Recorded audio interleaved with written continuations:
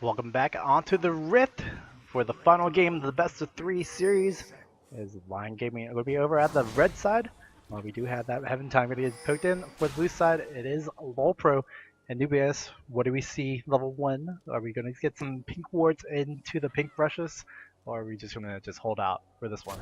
Well, we could if either team bought any pink wards. So no pink wards coming out into either of the now designated pink brush. Just we may have an early totem or two being dropped, but I don't exactly foresee it happening. But what we do see, what I might be expecting, is Thresh Vayne going into the top lane for lane swap. But it was already spotted out by Dr. Mundo, so LoLpro being on the blue side this time around. My apologies. Mundo already heading down to the bot lane. So I think we have Nezreal and Seiya just waiting around trying to see if they can spot anything out to get a tip as to what lane they should approach. It's really interesting to see because Lion took a really different approach in this game. Actually stand out, try to get some roam in. In the first two games we saw them just bunch up. First game didn't actually go in and invade. Second game they got sought delayed out invade. and then late invade. The ward does not even go in the bush, so Nezreal being forced to use a regular green ward.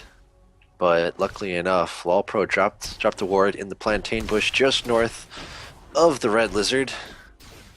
And by being spotted out, Lion realized they spotted us at some point, so we're just going to back off and go back to lane. It's going to delay Heaven Time a little bit, but not much of anything's going to be done because he did start at his own blue without any assistance, I believe. Yeah, and Haunter actually going to take away the experience, I would believe, for Heaven Time so that he can get level 2 a little bit faster, a little bit easier for himself. And you see Haunter going to share that one up and actually going to take the big Wraith, so lots of gold coming back over him. The 2v1 lanes are set, although LoLpro wants to back away. Are they going for the switch?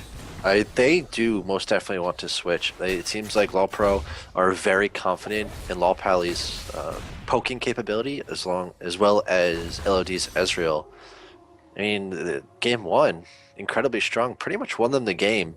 So I'm not going to question that decision, even if Sona, after being hooked by a Thresh, could be instantly blown up. That is the worrisome problem, especially in the early game, where Thresh a little bit more king than Sona. I mean, the healthiest in there. You're already taking a lot of damage. You're gonna get poked out. Gets the light bind on. The Knight is not gonna be enough. The Yak now gonna come in, try to return that kill. Unfortunately, not gonna be enough damage coming out from either Pearson. Jackie gonna be able to just save away. Doesn't have Ignite. Yuri gonna be down a flash. Well, Yuri flash being blown, but at the same time, Jackie's flash was blown on top of that. And I have to say, in terms of between the battle of the two mid laners, with a beautiful play, Pally being forced to blow his flash due to a hook from Ezreal, but Seiya getting terribly low. Yeah, Seiya just needs one more shot, and Barrier gonna be up. Ignite gonna be down on that vault, and LOD is gonna try to back away from this one. Flash will be used in. With the first blood, first kill coming up to LoLpro. And he actually got the kill right at the 4-minute mark, so the 400 gold actually went through. Perfectly timed. If Vayne went down, granted it would have been 280 gold to LOD very easily, but now LoLpro, extra 400 gold in his pocket, will get that Sona snowballing. I mean, that's not something you generally hear very often, but LoLpro and his Sona, you saw it in game 1, and a snowballed Sona is going to be fairly dangerous. I mean, if you can get the Talisman Ascension a lot earlier, and you can make plays in the sense that you can get some movement speed onto Heaven Time or Jackie to close the distance onto a kill, it's gonna be really perfect. And with LoLpro picking up that gold, we'll actually see if he has to go to build into an early Talisman Ascension, or he's just gonna keep on building wards and just work out his day. Yeah, no, he's picks up the core and upgrade, and gonna try to get that early clear. So now, just before we saw that little engagement, I was making mention of Ziggs losing his flash. And Ziggs losing his flash isn't exactly the biggest deal in the world because he does have the satchel charge, assuming he doesn't use it offensively, as a form of escape. But on the other hand, Jackie blew his flash, and he has no way of escaping. It's a rather old kit. Riot likes to put escapes on pretty much everyone now. So yeah, beautiful light binding. Are going to be getting in, but the light binding going to hit up. The damage is going to be going down, and Thiak should be going down from this one. One more auto attack coming in. Heaven Time with the axe. wow, the repel is going to be able to get away, but the Lucent Singularity going to be able to pick up one. Now Uri going to be in trouble getting hit by the proc. Shield is going to be enough to save him out, but Uri going to be taken low.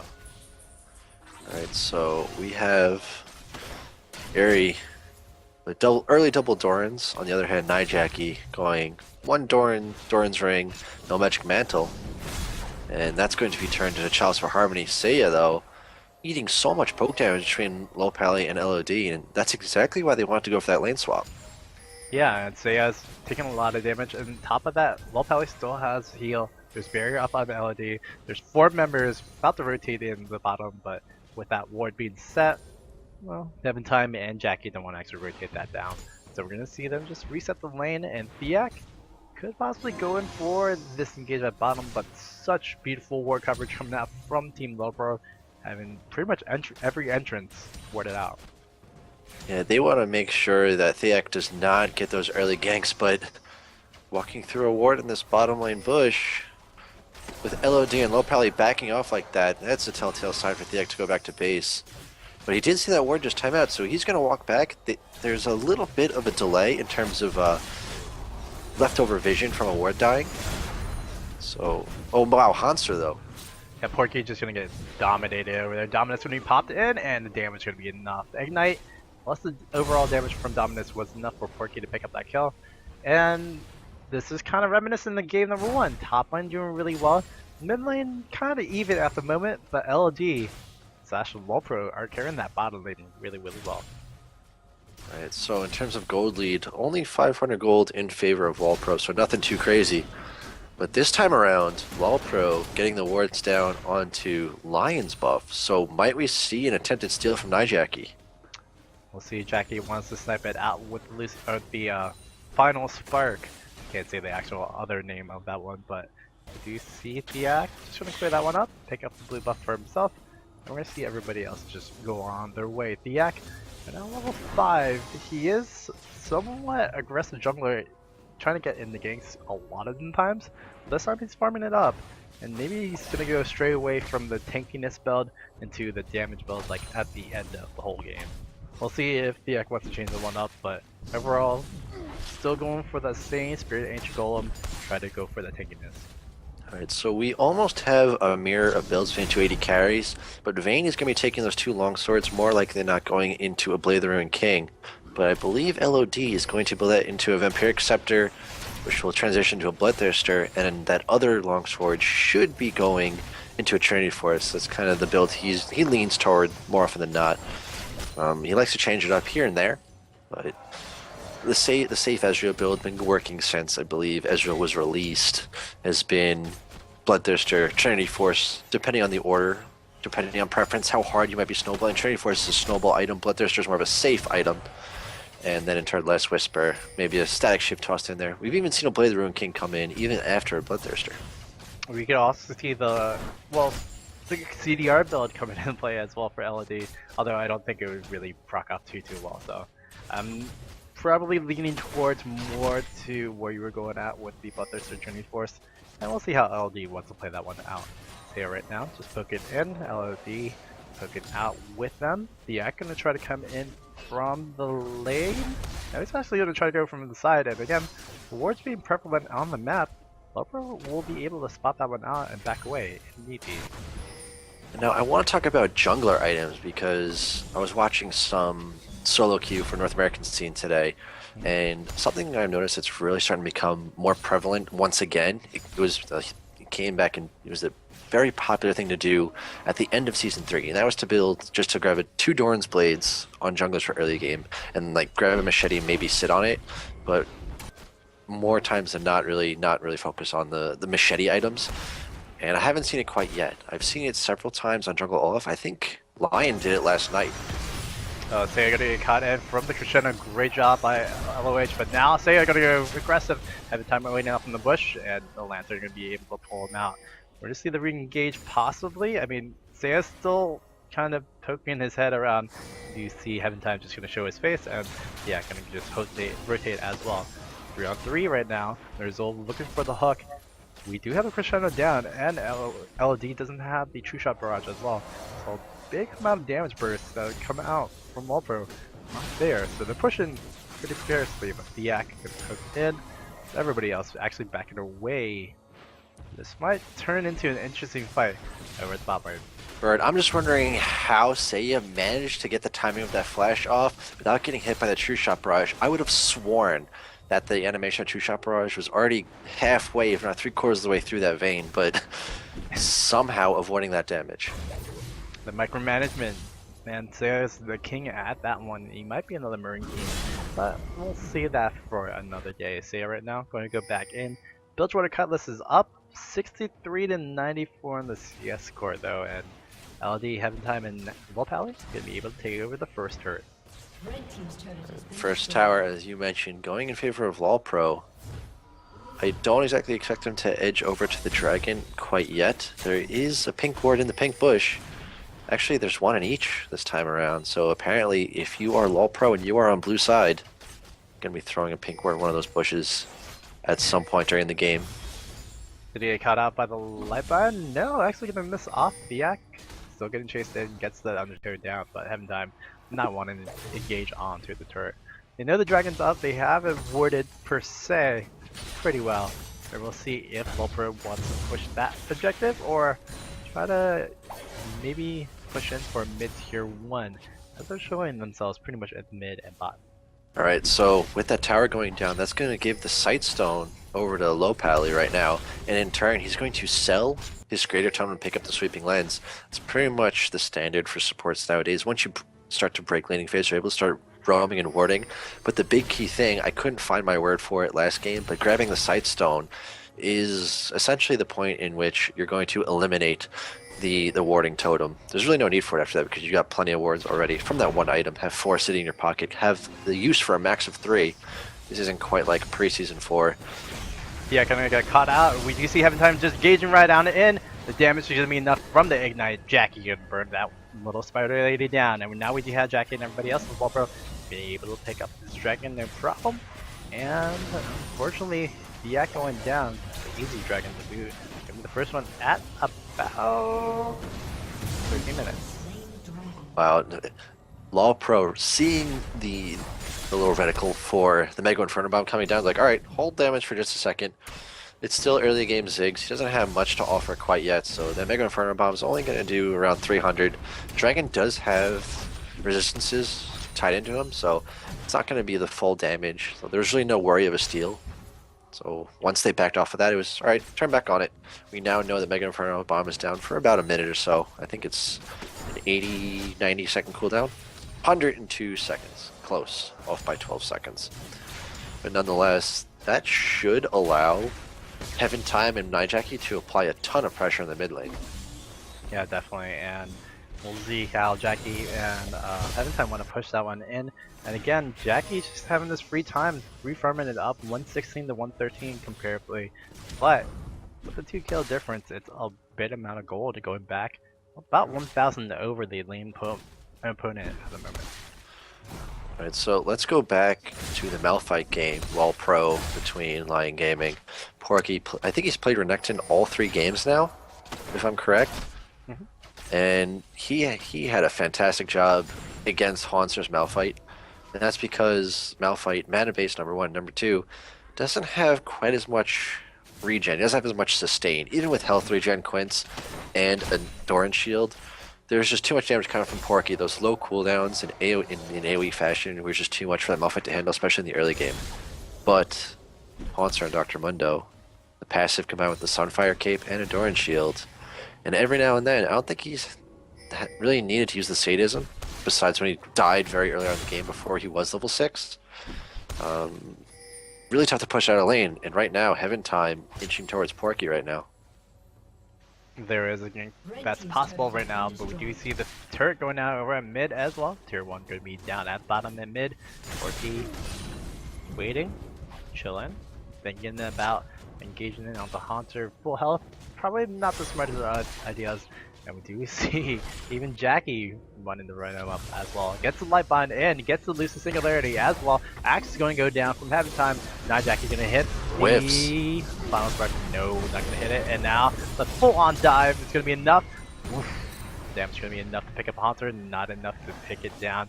Great job by Nerzel coming off on the side and saving the life of Porky. Right, but with all this going on, that was a pretty clutch lantern from Nezreal. But while this is all going on, we got a 3-man push going down the mid lane. LOD is simply pushing out the bot lane, so we have at least one response turret coming out from Lyon Gaming. Wow, Nerzel is actually still holding up a 2v1 over a top lane. LOH and Jackie could not actually push it all the way in just yet. Oh, but the turnaround Haunts are going to be in. LOD looking for some blood, looking for some kills, but could not catch up. Now the rotate coming in also as well. Yuri's still going to be able to get out of there with such charge, but the flash in, Seiya actually going to pick up the hit. And we do see the final spark hitting on the Yuri. Now Seiya's going to back away, condemn off on the wall. Can they kite even more so? Seiya dead and gone. No problem for having time to throw one more axe. Just call it a bro ball. Alright, so Lyon Gaming were looking very strong. They had that push going, almost managed to pick up 2 towers, but got a little too greedy. So it was what, 1 for nothing and a tower going LoLpro's way. So 4,000 inching towards a 5,000 gold lead. LoLpro though might be making the same mistake that Lyon Gaming just made. Yeah, there's going to be damage coming out from Uri in just a second. Mega Death Rock, or bomb's going to be hit, and soon LOD going to hit some damage on, but Uri going to get hit. The Mega Inferno Bomb in the back. Take down 1. We do see Porky still trying to chain it in, but the poke coming out, it is so immense. Jackie going to take it off the second kill. LOD is going to try to back out. We're going to see the kiting coming out. LOH can get the flash out, and overall just a 1-for-1 trade. A lot of damage onto the inhibitor turret, but enough damage done by LoLpro. Yeah, so this has kind of been an issue. I thought that teams kind of staved off these hyper-aggressive pushes. As we can see, it can be rather troublesome when he was like, all right, we got 1 tower and we killed 1 or 2 people, so let's go and push another. We got this. We've shown that we've had the damage. But at the same time, the champions that they're killing off, they have some gold in their pockets. They're picking up an item or 2, and then in turns, like, all right, let's re-engage and let their ultimates are down, go after them. And these little decisions are what in turn throw games, and it's not big throws as of yet, but it's starting to make an impact. Yeah, throw for throw at the moment, everything tied in. We do see Haunter gonna get caught in. Great satchel charge to reposition Haunter. Haunter gonna go down. Porky gonna be able to pick up that kill. Cooldown reduction on Renekton is such a huge damage stat, even though he doesn't have the Sunfire as of yet. Sunfire, people tend to think, all right, without the Sunfire, it's not going to be terribly effective, but 20% CDR, and I do believe Porky is also running the cooldown reduction mastery, so yes, sitting at 25% cooldown reduction, it will spam out those abilities that have fairly high base damage values. Tanks and bruisers alike, they tend to scale very well, especially around like 8, 9, 10, 11, right around there. That's when they tend to do the most burst damage. And that's why for a period, AP Amumu was so strong. You put a little bit of penetration on him, and he's just going to rack up kill after kill. But clearly Renekton's not Amumu, but it's the same comparison, the same idea behind it. That's why you see a Gnosis a lot as well. The damage output just from tanky items is just ridiculous. And, well, Furious Sands or the Dominus being used, Porky will just do the damage as well as get into the back line, which is very needed, especially with Heaven Time, Lopali, and Haunter trying to play that tank defense line for both LG and Jackie. So Dragon is live. Both teams are kind of posturing around there. Teleport is up for Haunter. My guess is LoLpro is waiting for Haunter to push down this tower, and then they're going to try to make their big move. Lyon are trying to prevent that. Yeah, and Porky gonna go in onto Jackie, gets the stun off, damage coming out from the Mega Inferno Bomb. Now the damage from the backline. You see the teleport coming in. Porky gonna get in and get Crescendo on, but only on 1 member. Does not matter. Nerzel gonna be the first one going down. You see the poke coming out from Ezreal, but Ezreal's coming in so late. And Lyon just gonna actually disengage. LD still wants to chase it down, has the red buff. Can take out some more. Oh, 1 proc, 1 kill. LD gonna get in there, no problem. And that is 2 for 1 at the moment. I'm pretty sure they're going to disengage from Lyon at least. And the Dragon going to go over to LoLpro. Alright, so LOD picked up that Triforce, like I was talking about. It's a snowbally item for Ezreal, but you can see he's snowballing. He does not pick up a ton of kills, but just the sheer fact of being 30-40 farm above Seiya, at the same time picking up all these objectives, he is becoming quite tough to deal with. He's also picking up a Bilgewater Cutlass, so he's going to be built into the Blade of the Rune King, which is pretty interesting. I mean, LD does play pretty aggressively. I wouldn't say Zuna status, but he plays pretty good. So diving in, getting some good damage, or just poking around, it's going to be enough for LD to try to win out the Azrael. Yeah, when he goes back to buy 1800 gold, that should be the completion of Blade of the Rune King. He probably just sit on tier 1 boots for quite some time. I also wouldn't be shocked if he picked up the likes of Ionian Boots Lucidity, because he already has a substantial amount of attack speed between Trinity Force and Blade of the Rune King, and then on top of that, landing a couple of Qs, he gets that stacking buff on his passive, which increases his attack speed even more.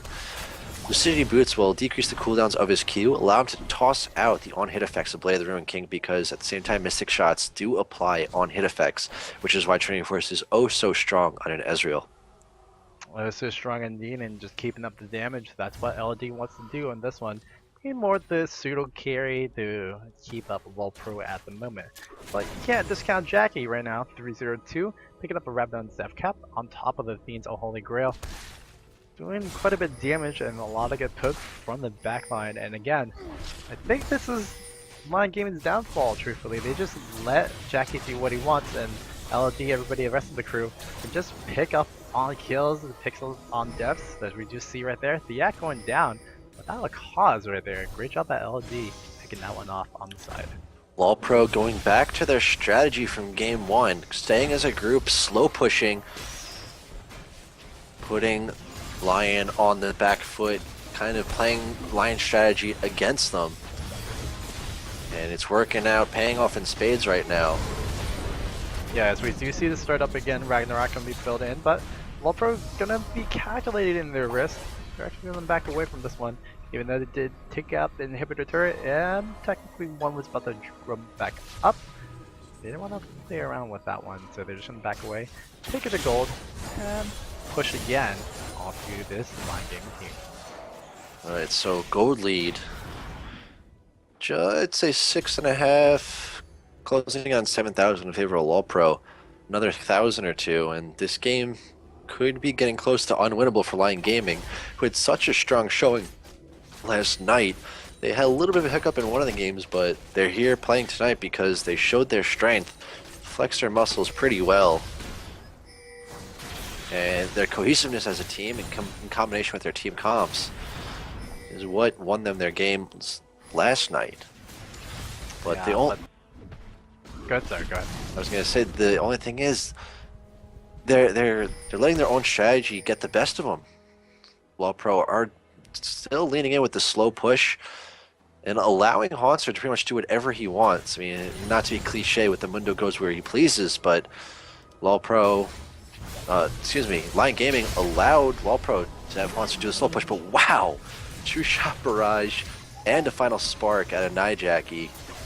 Gonna clean up Nezreal, and this is going to be free inhibitor. Possibly free inhibitor. We'll see if they want to engage in 4v5. It wouldn't be the smartest of ideas. Corky's gonna try to get in, and unfortunately that might have been the one. Oh, whiff on the crescendo ult. Not gonna be enough. Heaven time just trying to run in over there, trying to buy it if he wants to kill something. And is LD gonna be the one killing the first one? Yeah, gonna go repel away, gonna go jump onto Heaven time and get away from this one. Now I'm thinking LoLpro can just take it with his inhibitor to actually disengage. Now this is going to be tricky. With LoLpro being so low and pretty much all their cooldowns being blown, this leaves a window for Lyon Gaming to take Baron. If Lyon realizes that LoLpro pretty much have nothing, and at the same time Baron isn't warded, there's only one, there are a couple wards along the north side of the middle exit to Lyon Gaming's base, but oh no, Nezreal! Almost getting completely exterminated. The Ignite should do enough damage. Unstoppable Nijaki, 5-0-4.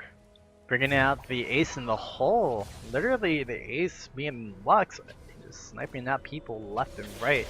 Jackie is going where he pleases as well, making sure he takes his victims. Every time Tries to get a soul, it's not going to be good for him this time.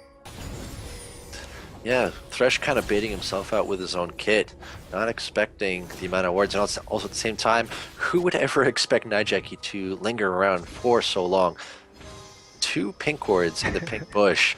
That's gonna take 10 auto attacks from Sona. You get to hear the spam out from Sona. Heaven Time gonna help us out so we don't get the rhythm in our ears. But how can you hear the rhythm if you're mute? This is so much. Wait. Lolpally. Oh wait, mute means you can't speak. Alluding to some higher knowledge right there from Nubius right there. We're gonna have Lolpally going to clear that wave, no problem for the 2 wards over there. And Seiya gonna get smacked right in the face, deleted off the map. That's Heaven just Time actually insulting. Gonna be taken away. Munda's still pushing over at bottom, and I think the ward coverage might have been enough for LoLpro. They're just gonna be pushing in for the win. Yeah, they don't give a damn about Baron. Haunts are just pushing in tower after tower after tower. I think he's working on his 3rd now of the game. And so they're just going to extend the tower lead to 4, 6-2 in favor of LoLpro. I don't know what more Lyon can do besides LoLpro pretty much whiffing all their ultimates and diving under 2 towers. And LoLpro going to be able to push up an inhibitor, take it down, no problem. Fiat going to try to start something up. Going to go repel over. He has the Mega Bomb hitting. Now, you know, see Seiya try to chase, and no, he's not going to go in. Now, Porky in a little bit of side, actually going to get off the side, and now we do see Uri going to hit by Effective Cleaver. Maybe get out of there. Oof, Lantern going to be enough, but Fiat still taking the damage. It is a final spark. Going to be ending out Fiat's life. Heaven Time, LD, Heaven Time, trying to push in some more damage, and now we can see LD, everybody, the rest of the crew of LoLpro pushing into the 2nd inhibitor, going down at 27 minutes into this game, 13-4. LoLpro, although having probably a weaker early game, have just figured out Lyon through and through. Well, I'm gonna go ahead and say it's simply because of 2 picks. The Mundo and the Sona. The Olaf definitely helped as well. Olaf and Mundo are the power picks at this point in time, and now a Dragon also going to go into the hands of LoLpro, extending their lead to over 12,500 gold. Once they go back and buy, I would almost foresee them trying to stall out like a Baron dance while the mid and bottom lanes push out. But at the same time, Seiya showing his face down there just outside of his own base in the bottom lane. This may be a sign for LoLpro to say, alright, let's go for it. They have no team fight. They know they have no team fight. Even when we're fighting under towers, we're still crushing them. So let's go take this objective and win. Yeah, Baron could be the possibility. Middle inhibitor about to come back up for Lyon Gaming, so they might want to wait off for that one, but getting 4th place in WCG, getting 1st in the last land. Lyon Gaming just not doing the best right now. Maybe they can come back with a big throw, or maybe a Baron take could be a big thing for Lyon. But right now, LoLpro, like you said, slow pushing, just choking at the life of Lyon and making sure that they can get every opportunistic kill. Uh-oh, Olaf is nowhere to be found. He's hovering on the Baron area. Meanwhile, we got 4 members of LoLpro trying to steal away Thayek's blue buff. I think that they're a little bitter after Thayek took away like 6 buffs from LoLpro in Game 2. Didn't actually get that one over there, and now we can see Haunter going to start up the engage. Gonna get hit on the Fiat. Fiat gonna go repel in. Gonna get out. Gonna go off on the back line, but he's gonna get picked off from... And it's a shot from the LOD. We do see all the minions just piling in right now, so that means middle inhibitor going to go down pretty easily for LoLpro at the moment. Can they keep it up? That's going to be the question. LOD, Haunter, Nijaki, they're going to just try to poke in, trying to get into the finals, and no, they want to back away from this one.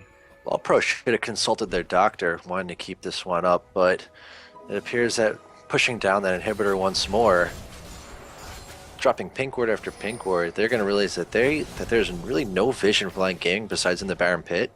And there goes the last ward in that whole area, so they should absolutely melt this Baron without much of an issue. Heaven Time, LOD, and Lolpal, you're just going to work on this. Haunts are going to toss a couple cleavers over, but Nijaki waiting in the wings, trying to catch someone They're going to hit apart. on the Porky. Porky going to take a tremendous amount of damage. Having pop Dominus to get out of there. In fact, the cleaver over the wall, hit over to Baron. Blue team going to take over the Baron, no problem. LoLpro going to try to engage this one, and Ner'zhul going to be deleted off the map. LOD going to be able to pick up the first kill, and I don't think there's actually going to be any more. We do see LoLpro just slowly trying to pick off each and every time, and it's been working out so well for them into this game and the first game as well. LoLpro just looking to get that victory dance in the fountain in just a few seconds. They pushed up on the tier 2 turret and now going to try to push in to the last inhibitor turret. Patience is a virtue, and the North American teams are finally starting to realize it. But the only thing is, it took two foreign teams, Lyon and Quantic, for them to realize the situation.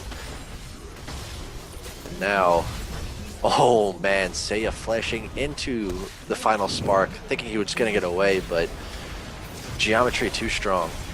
And as we see everything else being too strong for Lyon Gaming, they're just going to defeat. GG's going to be coming out, and we do see, well, LoLpro taken out, and we're going to go on to the finals to face off against Curse Academy. Some tremendous games coming out, but at the same time, Curse Academy, they now have a ton of information against their own teammates, LoLpro, and they're all associated with the Curse organization, and now they know